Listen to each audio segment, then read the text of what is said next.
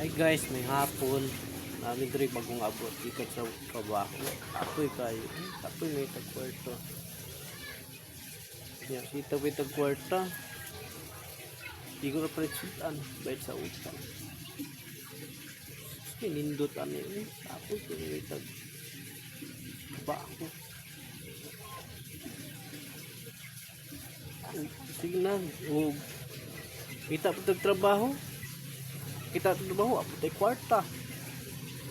Kita tag kwarta, apotay trabaho. Usa mo na ay baliktad ang panahon karon ay.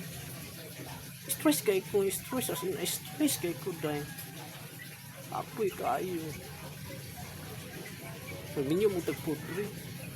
Pobre pa ta, pobre ta mama. Nagkita pa sa puro pobre ang lang. Stress kay ko karon dai. Pobre ang ko dai daghang salamat.